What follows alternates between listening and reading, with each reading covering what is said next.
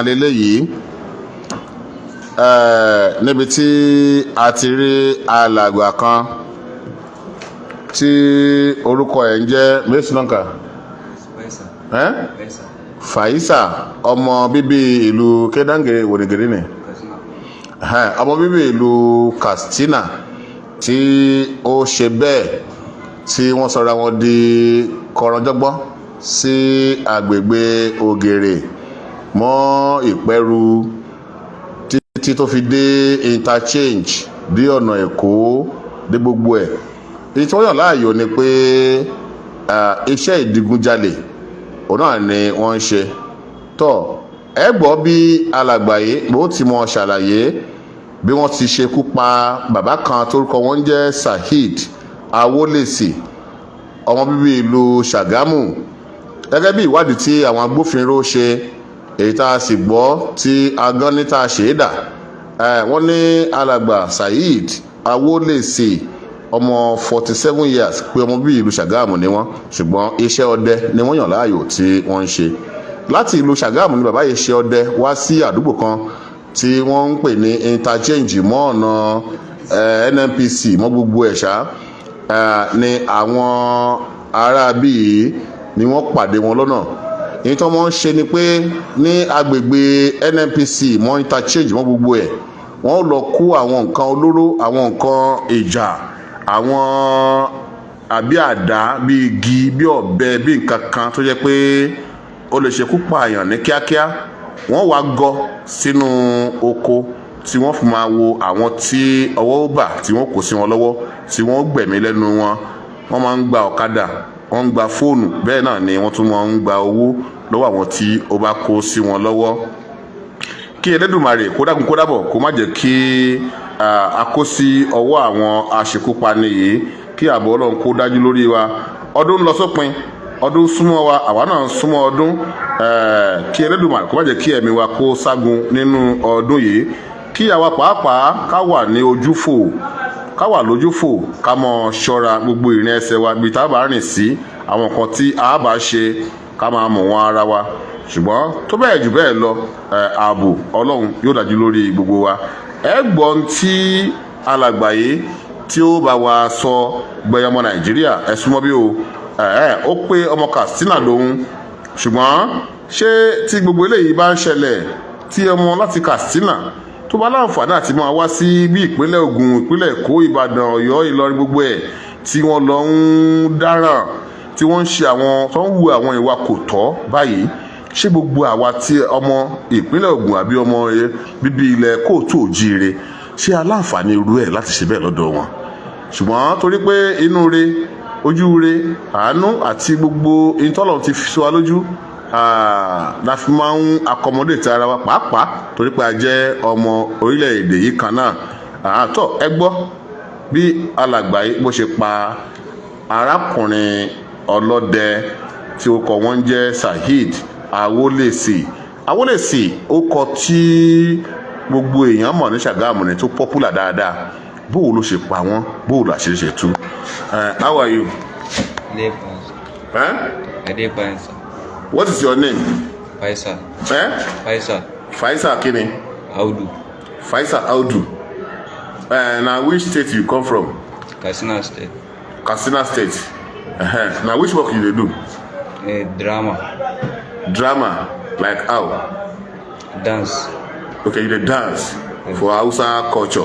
Yes. How you come Ogun State? Ogun State. How you come Ogun State? How you take come? Who carry you come Ogun State? My brother. Your brother? What is his name? Mubarak. Now which work you dey do? The same thing work. You dey used to do drama, the dance abi for Katsina. Yes. Okay. Now wetin in dey do for Ogun State? Kemi or Abi? That your brother. Now who first come between you and that your brother? Now he first come abi? Na him first come. Now he first come. Yes. Ogere abi? Yes. So he come bring you. Now which time you come Ogun State for Ogere? Like Which time you come for Ogun State?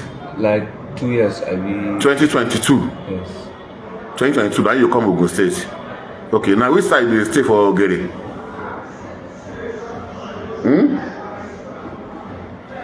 Toll gates. Now, okay, toll gate, Abi. Gidan Okay, Gidan what? drama. Gidan drama Yes. for Ogere. Yes. Now there you come, Abi. Okay. Now, that your brother will carry you come. Now drama into the do, Abi. Yes. Now wetin come happen? Now how old are you now? How old are you? Maya. Like 22, I mean. 22. 20, yes. 22. Yes. Now you will be. Now which be name for your Angua for your place? Katsina di Which Angua for Katsina? Kapur. Kafur local government. Yes. Now you will be Abi. Okay. Now wetin come happen?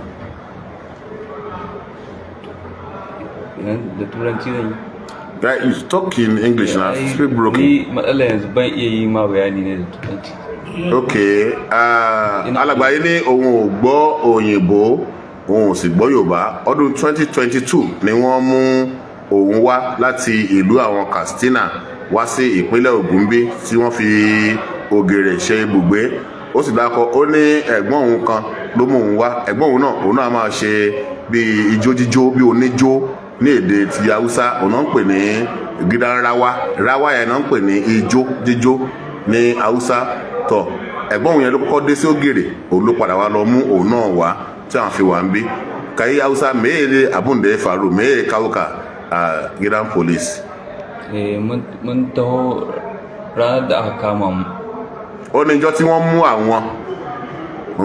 Abokaina sun zo sun samu a gidan rawa ina zaune. Sun zo da kan mashin. Abokananka su waye da waye? Da Mustapha da Shago. Mustapha da Shago. Su ma suna rawa ko? Abokaina ne da suna su sana'ar gurasa ne haka. Abinda dai na san suna yi kenan. Suka zo suka samu suka ce za su je ma 12 wajen abokansu. Zan iya zuwa mu ce tare na ce to ba Allah. In ce misalin karfe 5 na yamma ne zuwa 6 haka muka tafi na raka su.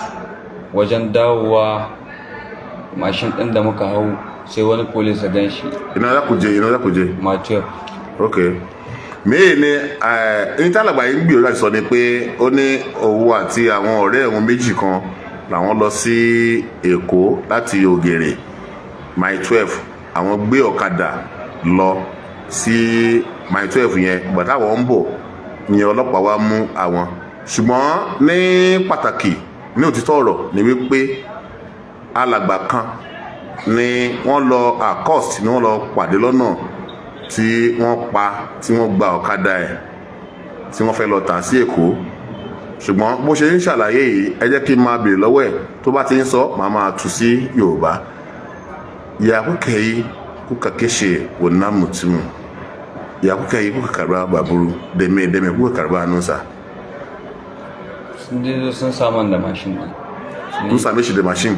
Sun saman da mashin ɗin su biyu suka zo suka saman ina zaune a gidan rawa na gan suka zo suka saman da mashin ɗin. Ba wai kun je tare ne a kun je kun karba mashin da hannun mutumin da kun kashe shi? A ni ba tare da ni suka je ba, su biyu da Shago da Mustapha suka zo min da mashin. Shago da Mustapha da suka kashe mutumin? Suka zo da mashin. Ba kuna tare ba da kuka je ba? A'a ba tare muka je muka yi kisan ba. Ni lokacin da suka zo suka saman da mashin ɗin ban san me ke faruwa ba. Lokacin da aka kama mu mun tsaya shan mai mashin ɗin ya ƙare sai na an shi. Kun je mai 12 kuna dawowa kenan? Mun je mai 12 muna dawowa. Kun je mai 12 da me kuka je kuka yi mai 12? Wajen abokan su kawai suka je suka gaggaisa. Kun je za ku sayar da mashin din ba? Ni ban sani ba ko siyarwa za su yi ko ba siyarwa za su yi ba. To mun dawo saboda karfe nawa? Misalin karfe 12 na dare irin ɗaya ta kusa. Me yake ku a mai 12? Me ne yake ku me kun je yi a mai 12? Sun ce mun wajen abokan su za su je a lokacin. A yi me? Kawai su haka dai suka ce ban san me zai kai su me kai su ba. Na bi su muka tai wajen dawowa da man mashin din ya ƙare gab da wani gidan mai sai na suka ce man mashin din ya ƙare yana an shi waya. A waje na ne mashin ne mai ne ta ƙare. Wajen moyi Mọ̀wé? To. Sai na shi waya hannun shago. Da na an shi waya hannun shago ina haska tankin sai muka shiga gidan man wayar tana hannuna. Wayar tana hannuna already. Sai muka je aka ce ya ce ba kashi zai cire cash. Okay, da ATM ko? Da wayar shi ta hannun shi ba. Ya ce zai cire cash to lokacin wani dan sanda ashe ya gane mashin din. Da shi yake hannu. Ya san da ana neman mashin din. Ya dai gane shi mashin din. Sai ya zo ya same mu ya ce daga ina muke. Muka ce gashi ga daga inda muke. Ya ce wannan mashin din waye Mustapha ya ce nashi ne. Sai Mustapha ya ce a bada mai. Amma lalle dai ke kasan dai mashin da an karba hannun wani ne. An giya maka cewa an kasan dai an sace mashin din ne.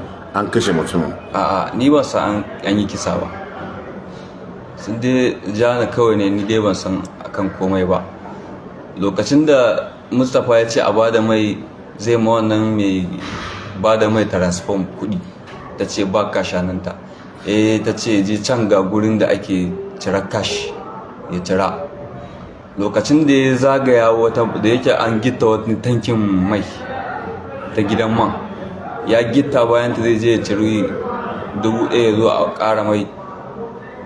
Ban ƙara ganin Mustapha ba ni dai ina nan tsaye a jikin mashin. Daga baya zuwa can shago ma ya ƙara bin shi daga baya. Shi ma shago ban ƙara ganin shi ba.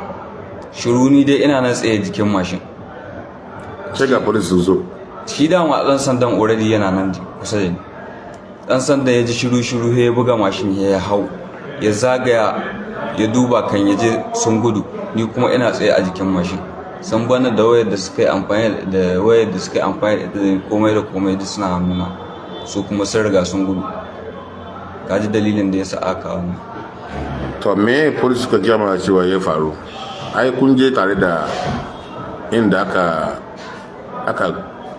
kashe mutumin. A'a ba daukan aje can. Ba daukan aje can ba? Ba duka aje ba can ba. To àmọ́ ká Sunday ó ní òun ò sí náà tó pa ẹni yẹn pé òun tẹ̀ mọ́ kọ̀ọ̀kan gbé lọ sí Èkó ni ó dẹ̀ gbé padà wá. Tell him that he's telling lie. They both left. The Okoda man that carried them. I've seen the Okoda man. Yes, from Ogere to that place. They are there together. Okay. When they kill the man. When they kill the man. Where the hand? Ai shi yasa ce ma duk sun bar kayan a hannuna ai na gaya ma. Ya ce wai kun je tare ne an kashe mutum tare kun karba kun kwashe mashin ne tare ne. Kuma kai kana bisa ga kariya ne. Wallahi ba kariya nake ma. Which? Okay. Olo mo boy pama ni yẹn pé kíní kan. Ba let you where? Ya aka yi phone kana da waya ne. Lokacin da na ce ma na an shi wayan ina haska tankin mashin din. To ń gbà lọ́wọ́ tó ẹyẹ mọ́ Nàìjíríà tẹ láǹfààní àti máa gbọ́ wà wá káàkiri àgbáńlá ayé fóònù ẹ̀rọ ìbánisọ̀rọ̀ arákùnrin tí wọ́n pa tó jẹ́ pé ọlọ́dẹ tí wọ́n kọ bàbá yìí ní Saheed Awolese ọmọ bíi ìlú Sagamun fóònù alágbàyẹn lélẹ́yìí àpò ọ̀gbẹ́ni yìí tí ó porúkọ ẹ̀ ní mẹ́rin sínú kàmá Faisa tó jẹ́ ọmọ bíbí ìlú Onigiri ọmọ bíbí ìlú Katsina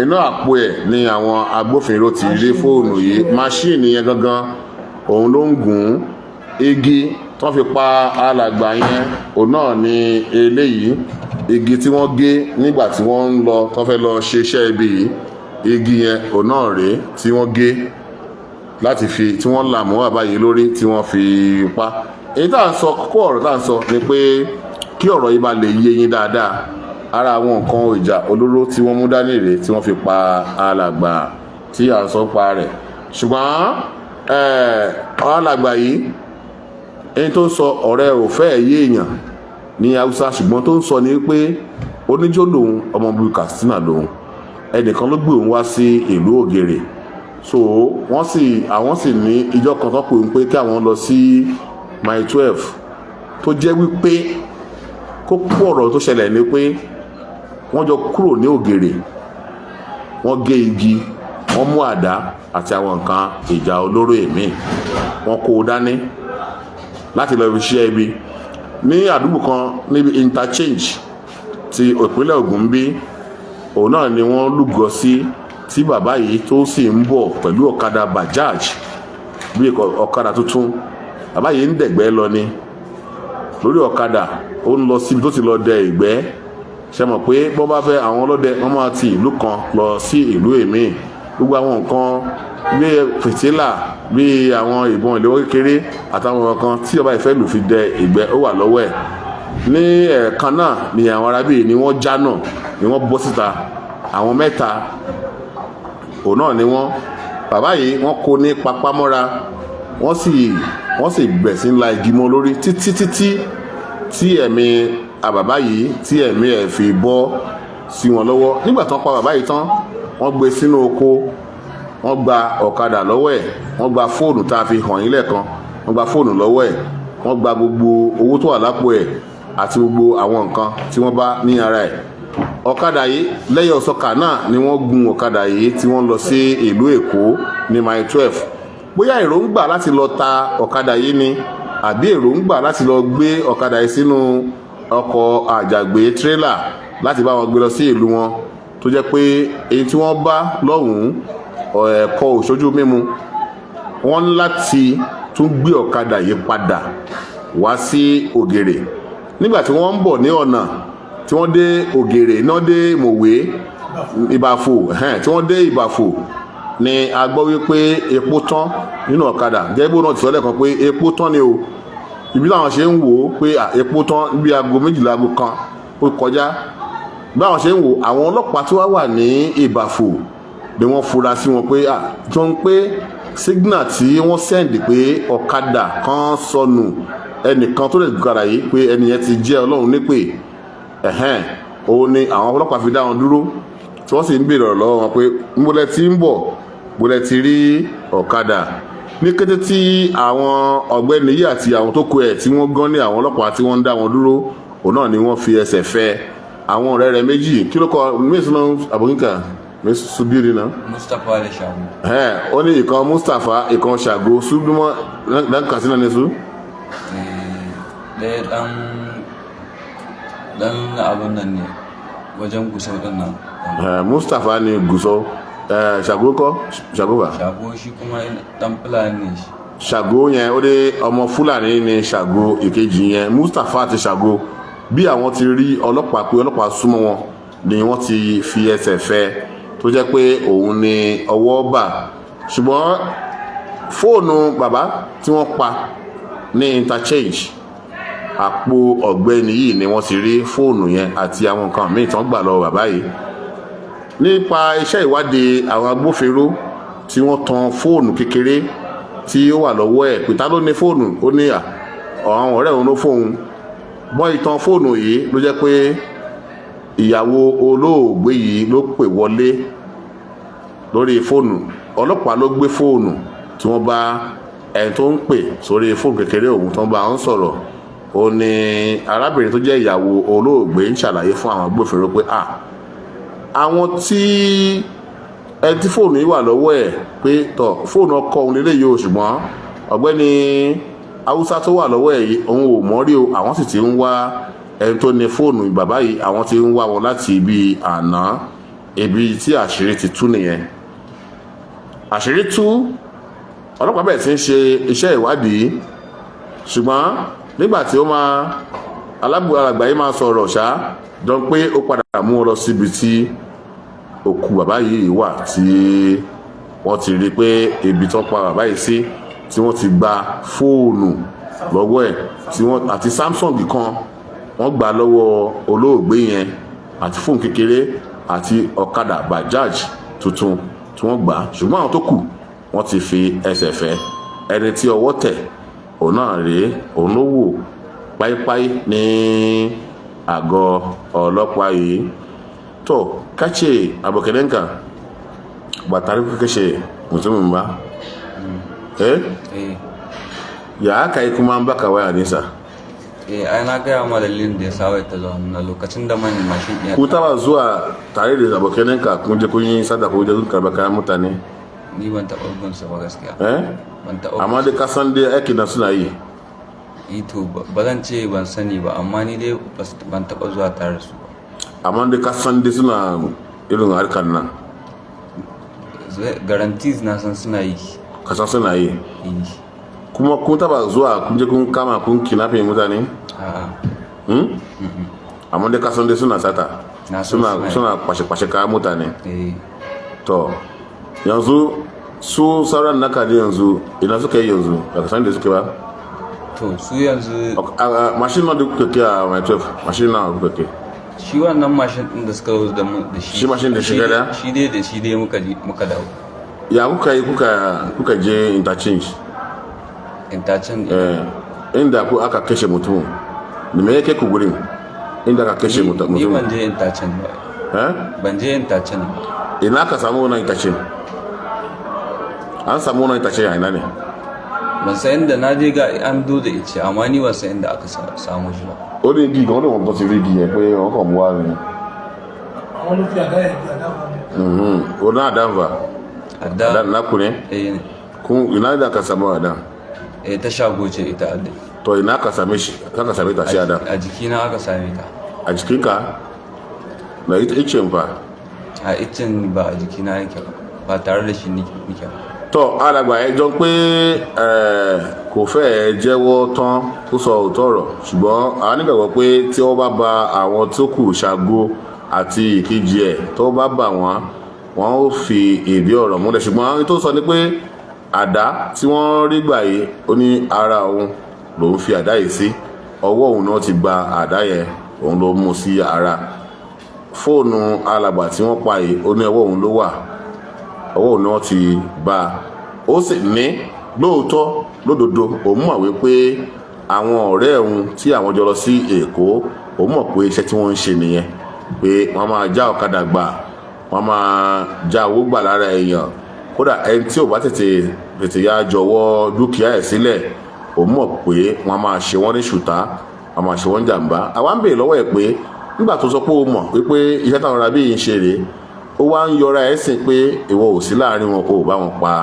olóògbé tó kú olóhùn ò bá wọn pa ṣùgbọ́n agbọ́nsẹ́ òyìnsẹ́ ojú olóko rèé gbàǹdùgbàdì wọ́n á bèèrè lọ́wọ́ ẹ̀ pé ṣóun náà ń pẹ̀lú báwọn ṣe iṣẹ́ ìjínigbé ìdígunjalè olóhùn òun ò bá wọn ṣe o pé ṣùgbọ́n òun mọ̀ pé wọ́n ń ṣe now make case on su gwamnati su yi maka. Ni yan taimakon da nake so kawai a sassauta min hukuncin da aka ga za a iya yanke min a sassauta min a rangwanta min mai iya taimako na cikin wannan hali ya gani ya taimaka min saboda ni yanzu ban da abin cewa ta wannan al'amari da ya faru saboda komai yanzu an riga an gan shi a jikina ban da ta cewa taimako kaɗai nake nema ga ubangiji yanzu. Amma su kai ma ba ka yi gaske ba kana kariya kashe ba tare ka ji kashe mutum ba. To ai oga ba magana ƙarya. Amma yanzu wai bayan da ka kashe mutumin bayan da ka kashe aka zo ka doke ka ba kuna tare ba? A'a sai bayan sun anshi mashin din suka zo suka same ni. A ina? A gidan drama ina zuwa suka ce za su je ma 12. Wani time kenan? A time din da muka tayi ma 12. Wani lokaci? Karfe 7 ne na ko misalin karfe 7 ne na dare. Suka zo da mashin din? Kuka wuce? Kuma kai baka tambaye su ba cewa sun samu mashin da ina ne? To ni anytime ina ganin su da suna hawa mashin. Mashin kala-kala? To kaga ko ai bazan tambaye su in ce wannan mashin din wa. Ni yanzu kawai taimakon da nake nema kawai yana ga hannun ubangiji ne wanda ya ga zai iya taimako na a wannan hali ya taimakan saboda ban da wani kashe ke dan Kastina ne? Ni dan Katsina. Mutane sun saka Kastina? To ni tunda ba popular bane ba haga ba lalle a san ba ni dama manemi ne ina hitowa nan ina nema. Amma ka ce wai ke kana rawa ba san ya kamata da tunda kana rawa ka fi mutane sun ka. Ai sani kaman kaga gidan sani ba lalle kowa ya san na aka tsina ba ko ba haka ba ina dai hitowa ne nan ina dan yin rawata ina neman na abinci na kadai nake yi ba wai ina rawa bane da kowa wai ya san irin haka kaman irin masu mawaka haka amma tun in ka ce su ke baka san suna abokananka suna wannan harka ba me yasa ka bi su tun da ka riga ka san suna wannan harka?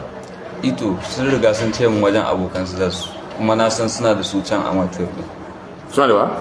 Na san suna da abokan garanti. Amma police sun ce kun je za ku sayar da mashin din kuma ba ku samu damar sayarwa ba.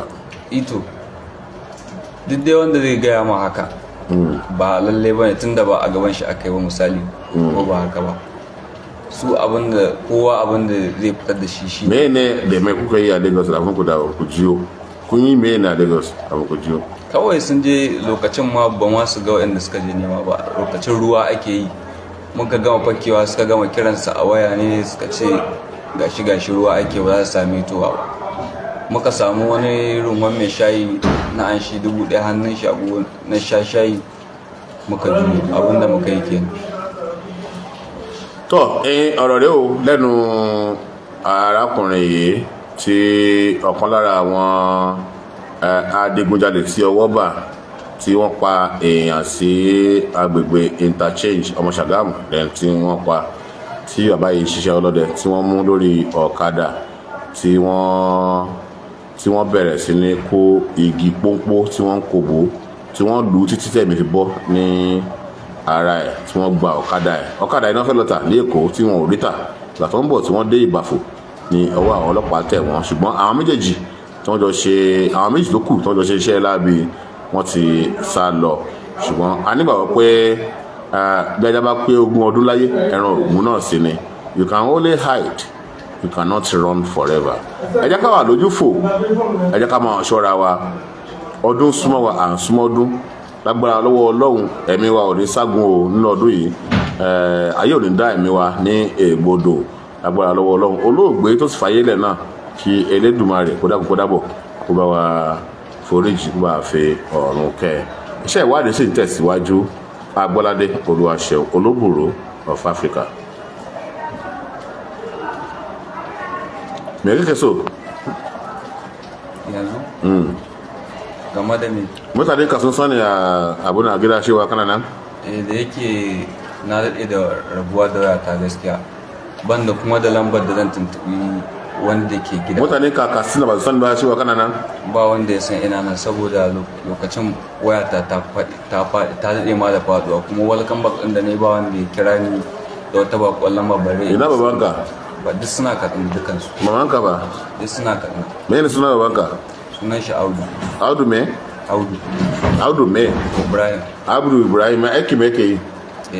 Ma'aikaci ne shi ma amma tsohon ritaya ne. Police ne shi. Police ne? Audu Ibrahim. To, mamanka ba? Mama ta ita ba ma'aikacin gwamnati ba ce. Tana sama a gida ne? Audu Ibrahim ló pe bàbá ẹ̀ ní Katsina ó sì ní òun ò tí ì rí kankan nínú wọn. Tó.